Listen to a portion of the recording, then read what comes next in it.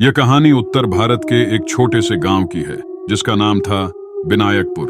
गांव एक शांतिपूर्ण स्थान था जहां लोग खेतों में काम करते और अपनी साधारण जिंदगी जीते।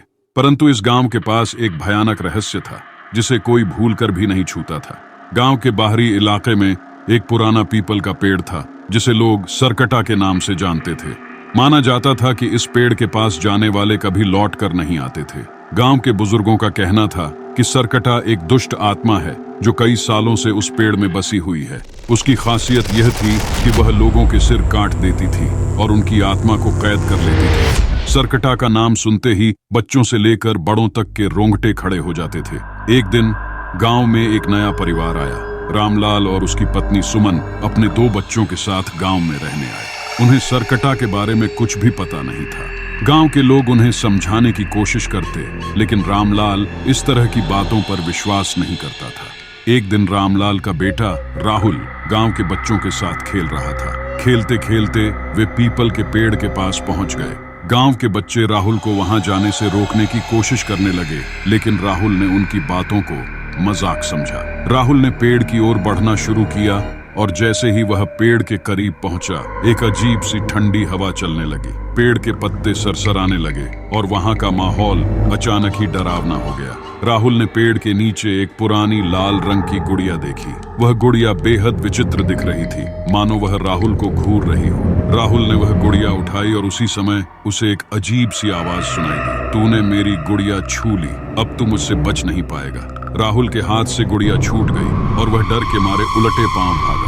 उसने यह बात किसी को नहीं बताई, लेकिन उसकी आंखों में अब डर साफ झलकने लगा था। कुछ दिनों बाद राहुल की तबीयत बिगड़ने लगी।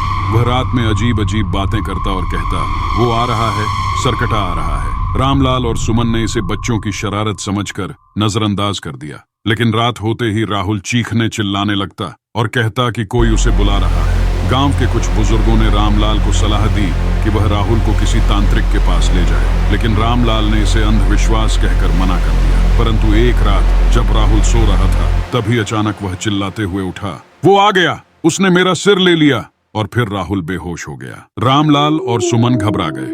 वे उसे गांव के एक वैद्य के पास ले गए। वैद्य ने कहा कि इस बच्चे पर कोई बुरी शक्ति का साया है और इसे जल्द ही उतारना होगा, नहीं तो बच्चे की जान खतरे में पड़ सकती है। अब रामलाल को भी यकीन हो गया था कि कुछ तो गलत हो रहा है। रामलाल ने गांव के एक प्रसिद्ध तांत्रिक बाबा अघोरीनाथ की मदद लेने का फैसला किया। बाबा ने पेड़ के पास जाकर जांच करने की ठानी। जब बाबा पेड़ के पास पहुंचे तो उन्होंने पेड़ के चारों ओर एक विचित्र ऊर्जा का अनुभव किया। वे समझ गए कि यह साधारण आत्मा नहीं है, बल्कि बहुत पुरानी और शक्तिशाली आत्मा है। बाबा ने बताया कि यह सरकटा नाम की आत्मा है जो कई साल पहले यहाँ मारी गई थी। वह एक क्रूर डाकू था जिसने गांव के कई लोगों का सिर काटकर उनकी बलि दी थी। उसकी मृत्यु के बाद उसकी आत्मा उसी पीपल के पेड़ में बस गई और अब वह सिर काटने वाली आत्मा बन गई थी। जो भी उस पेड़ के करीब जाता वह उसकी आत्मा को पकड़ लेता और उसका सिर काट देता। बाबा ने कहा कि राहुल के शरीर में सरकटा की आत्मा प्रवेश कर चुकी है और अब उसे मुक्त करना होगा। उन्होंने एक विशेष यज्ञ करने का फैसला किया। राहुल को यज्ञ के मंडप में लाया गया।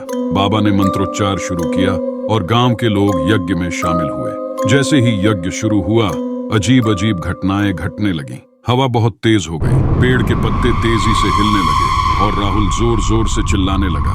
उसकी आवाज बदल गई थी, मानो कोई और बोल रहा हो। राहुल की आंखें लाल हो गईं और उसने कहा, मुझे छोड़ दो, मैं यहाँ से नहीं जाऊंगा, ये मेरा स्थान है। बाबा ने अपने मंत्रों को और तेज किया। धीरे धीरे सरकटा की आवाज कमजोर पड़ने लगी और अंततः वह शांत हो गया। राहुल की हालत सुधरने लगी और कुछ ही देर में वह सामान्य हो गया। यज्ञ के समाप्त होते ही बाबा ने घोषणा की कि सरकटा की आत्मा अब मुक्त हो गई है और वह फिर कभी गांव को परेशान नहीं करेगी। उस दिन के बाद से गांव में कभी भी सरकटा का नाम नहीं लिया गया। वह पुराना पीपल का पेड़ अब भी वहां खड़ा था, लेकिन अब उसमें कोई भय नहीं था। गांव के लोग अब वहां बेखौफ होकर जाते थे और अपनी जिंदगी सामान्य रूप से जीने लगे। राहुल भी पूरी तरह से ठीक हो गया और उसके परिवार ने इस घटना को हमेशा के लिए भुला दिया। लेकिन गांव के बुजुर्ग अब भी कहते थे कि उस पेड़ के नीचे एक दबी हुई सच्चाई है जिसे कभी उजागर नहीं किया जाना चाहिए।